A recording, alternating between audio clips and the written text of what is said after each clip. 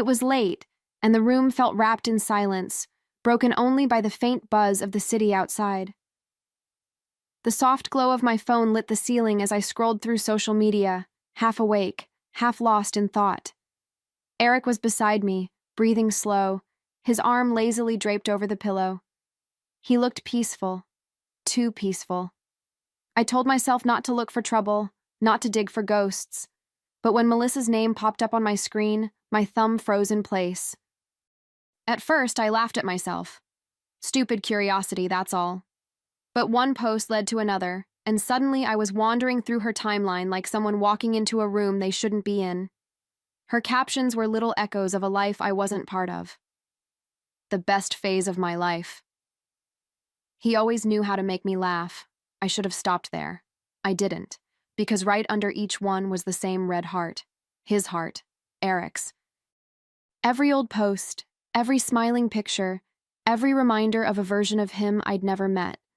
My stomach tightened, heat creeping up my neck. I could almost hear the laugh he used to share with her, the one that had grown rarer with me. And in that dim light, I wondered, maybe love doesn't die. Maybe it just keeps scrolling. He stirred beside me, reaching for his water like nothing in the world had shifted. I watched him, the dim light tracing his face, familiar, calm, detached. My heart was pounding so loud it drowned out reason. "You still keep up with Melissa's life, huh?" I asked softly, almost testing the weight of the words. His eyes opened halfway, confusion first, then caution. "What? No, I just saw one post. It's not a big deal." But lies have a rhythm, and his heartbeat was off. I could tell. "So you accidentally liked her post from 2018 too?" My voice wasn't loud, but it carried.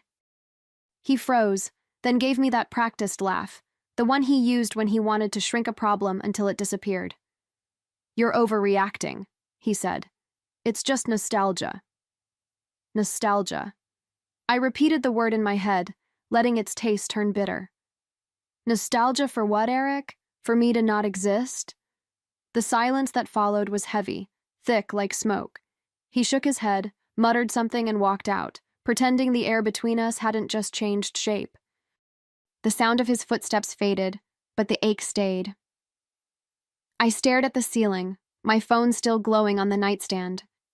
If he was living in the past, maybe it was time I reminded him what it feels like to lose the future. I didn't sleep that night. The shadows on the ceiling kept changing shapes, like they were whispering things I didn't want to hear. Every breath he took beside me felt like a lie, soft and rhythmic, perfectly timed to mask the chaos inside my chest. I replayed everything, the distance, the vague excuses, the cold half-smiles that used to be warm. Maybe I'd been blind, or maybe I'd been too proud to see what was right in front of me. At some point, I turned toward him. He looked peaceful, untouched by guilt, while I was wide awake in the wreckage of what we used to be. I wanted to shake him, to make him confess something, anything. But what would that even fix? His heart was already somewhere else, double-tapping memories that didn't include me. I wasn't angry, not yet, just hollow. But emptiness has a way of growing teeth. As the sky outside turned from black to gray, I made myself a promise. I wouldn't cry. I wouldn't beg. I'd let him live in his precious past if that's what he wanted, because soon, I'd show him what it feels like to lose the present. To lose me. Morning light has a cruel way of pretending everything's fine. The kitchen smelled like coffee and burnt toast, and for a moment we almost looked like any other couple. But the silence between us wasn't peaceful. It was loaded, the kind that waits for someone to flinch first. I watched him scroll on his phone, his thumb moving lazily, and wondered if he'd ever scrolled through my past the way he did hers. I tried to sound casual, to let the question slip through like it meant nothing. "Do you ever miss your old life?" He looked up, half smiling, half guarded. "Everyone misses something from before," he said. "Melissa and I had fun, you know. Things were easier back then." My stomach tightened around his words, every syllable hitting a place that used to feel safe. "So I'm..." "What? The complicated phase?" I asked, keeping my tone light but my hand clenched tight around my cup. He chuckled, thinking he'd dodged something deeper. "Don't twist my words," you asked. I smiled back, not because it was funny, but because I finally saw him clearly. "You're right," I said softly. I did. He didn't realize it, but he'd just confessed everything I needed to know. That evening, the air in the apartment felt thick, like the walls had overheard our breakfast conversation and were waiting for round two. Eric showered after dinner, humming faintly, as if the morning's slip had evaporated with the day. But my mind hadn't moved on. His words replayed like a bad song I couldn't turn off. Easier back then. The phrase wouldn't stop echoing. Easier for who, exactly?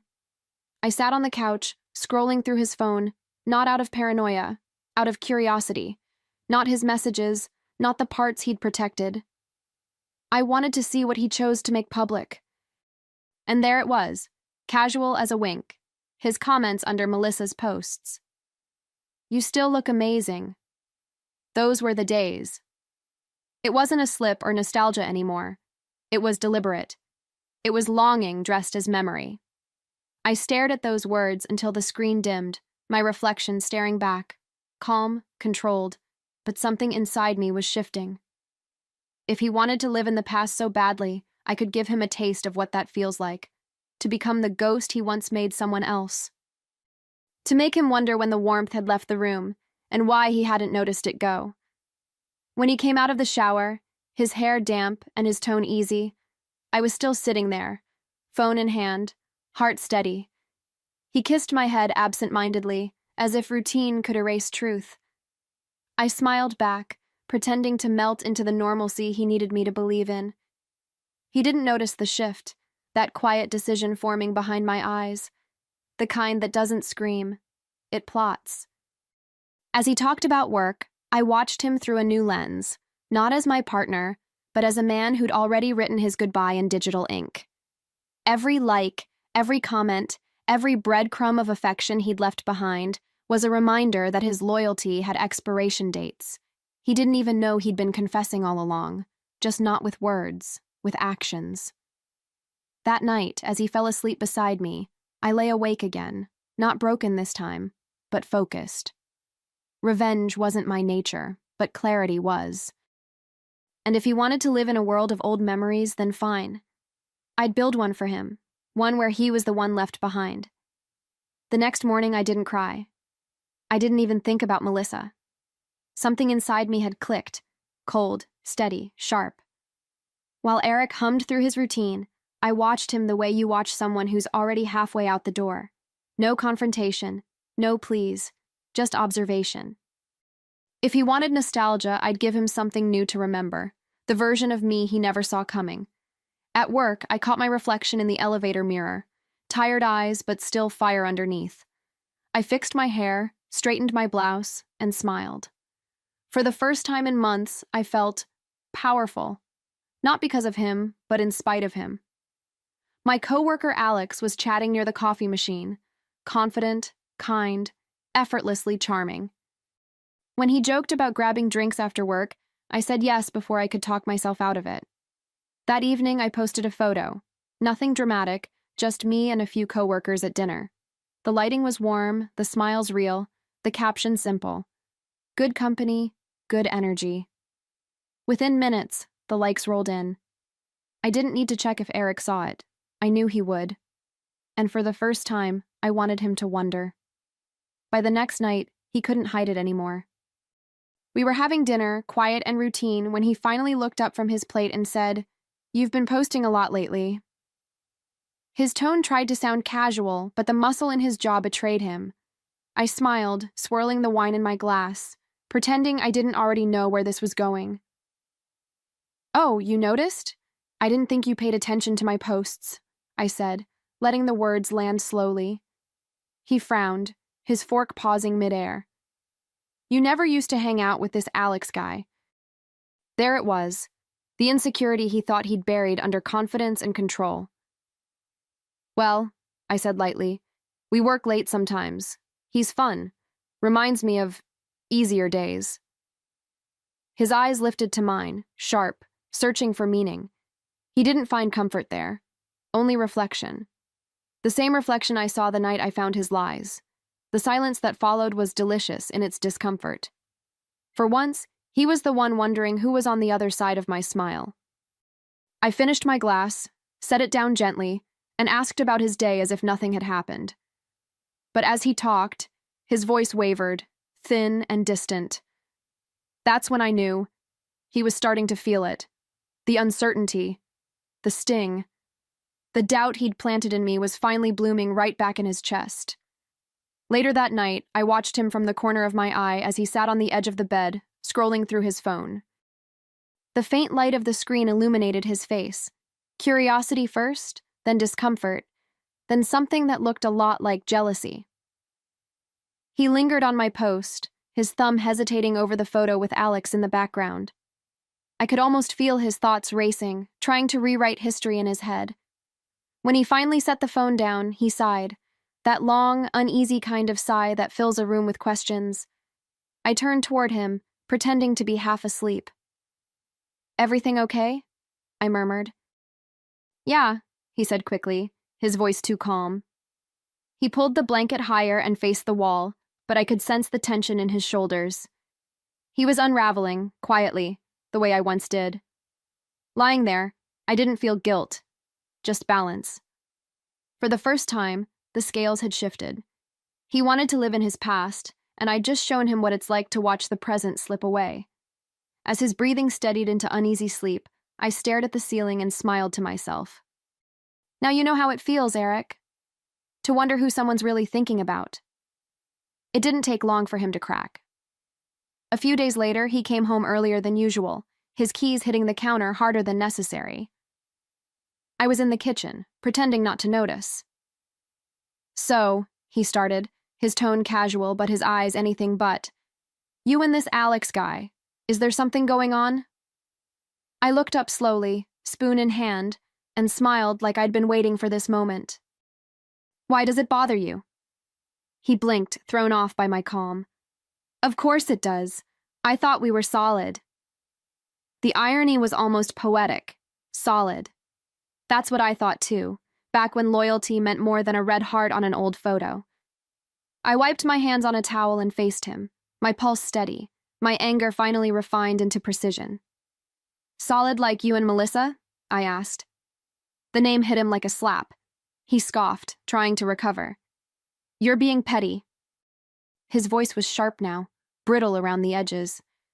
I tilted my head, studying him the way someone might study a stranger they used to know. "Petty?" I said quietly. "You're the one double-tapping your way down memory lane. I just learned from the best." The silence that followed wasn't about guilt anymore. It was about realization. He was starting to see me clearly, maybe for the first time. He stepped closer, his jaw tight, eyes searching mine for a softness that wasn't there anymore. "Lena, come on," he said, lowering his voice as if reason could undo the damage. "You know it's not like that. Melissa's in the past." I almost laughed. The past? The one he kept resurrecting with every like, every comment, every casual reminder that I'd never been his first choice? "You keep saying that," I said. "But it's funny how alive your past looks online." He rubbed the back of his neck, sighing like the victim. "You're twisting this." "I never meant for it to..." "For it to what?" I cut in. "To make me feel small? Invisible?" My voice didn't shake. It finally carried the weight I'd swallowed for too long. He opened his mouth, but nothing came out. I watched his composure crack, piece by piece, until he looked like the man I'd met years ago. Only smaller. For a moment, I almost pitied him. Almost. But then I remembered all the nights I stared at the ceiling while he scrolled through her memories. All the times he said, "You're imagining things." The gaslight was still burning, but this time I wasn't standing in the smoke. I turned away, letting the quiet stretch until it hurt. "You want to relive your best phase?" I said softly. "Go ahead. Just know it ended for a reason." He stood there, frozen, like he didn't know whether to fight or apologize. The old Eric, The charming one who could talk his way out of anything, flickered for a second. But I didn't bite. I'd spent too many years mistaking charm for love. "Lena," he said finally, his voice softer now, almost pleading. "Don't do this. Don't throw us away." I turned toward him, meeting his eyes, steady and unflinching. "I'm not throwing anything away, Eric. I'm just setting down what you already dropped." He looked stunned, like he hadn't realized how far gone I was. I could almost hear the gears turning, him trying to find the right apology, the right mix of guilt and nostalgia to pull me back in. But there was no coming back. I wasn't angry anymore. Anger had burned out long ago. What was left was colder, quieter, a kind of peace that frightened him more than rage ever could. When he finally left the room, I didn't follow. I poured myself another glass of wine and stood by the window, watching the city lights blur through the glass. Somewhere out there, Melissa probably still existed in his feed, frozen in time. Let her have the past. I had other plans, and the first step was making sure he understood that nostalgia has consequences. A week later, I was done being subtle. I planned the dinner carefully, a cozy get-together with a few friends, laughter, candles, and just enough wine to loosen everyone's guard. Eric came, of course. He always loved an audience, especially one that still saw him as charming. I let him play the part, smiling when he reached for my hand, pretending that we were fine. Let him have his performance. I had my finale ready. The conversation flowed easily, and for a moment, even I almost believed the illusion. He joked, our friends laughed, and the tension in my chest began to hum. That quiet thrill before the curtain drops. When the plates were cleared and glasses refilled, I stood up. My heart didn't race this time. It pulsed with clarity. "You know," I began, my voice steady, "relationships are a lot like social media." The table quieted, attention slowly turning to me. "You can post the smiles, edit the arguments, and pretend everything's perfect," I said, letting my eyes linger on Eric. "But likes don't fix lies." The air thickened. He shifted in his seat, confused, unsure if I was teasing or confessing. "Eric loves to live in the past," I continued, my smile sharpening. "So tonight, I'm helping him stay there." I pulled out my phone, unlocked it with deliberate calm, and mirrored the screen onto the small projector behind me. A few people chuckled, thinking it was some inside joke, until Melissa's name appeared. Her posts filled the wall, one after another, all stamped with Eric's little red hearts and nostalgic comments. The room went still. The laughter died. The glow from the images reflected off his face, turning it pale and guilty under the soft light. He stammered, "Lena, what is this?" His voice cracked halfway through my name. "This," I said, my tone almost gentle, "is the story you've been writing online. I just thought everyone should see how devoted you still are to your ex." A gasp rippled around the table. One of our friends looked away, embarrassed. Another whispered something I couldn't hear. Eric tried to reach for my hand, but I stepped back. "Lena, this is ridiculous," he started, his face red now, his charm dissolving fast. "You're right," I said, meeting his eyes one last time. "It is ridiculous, and so are you." I placed my phone down, the room silent except for the sound of his breath, shallow and uneven. Then I reached into my purse, pulled out my house key, and set it gently on the table. The metallic click echoed louder than any word I could have said. For a second, no one moved. The only sound was the faint clink of glasses and the low hum of the restaurant air conditioner. Eric's mouth opened, but no defense came out, because what could he possibly say? The evidence was right there, glowing in front of everyone. Every lie he'd wrapped in nostalgia, now stripped bare. He looked small, cornered, a man drowning in his own reflection. And for once, I didn't feel anger, only peace. I gave him a polite smile, the kind you offer a stranger when the conversation's over. "You can keep your memories, Eric," I said softly.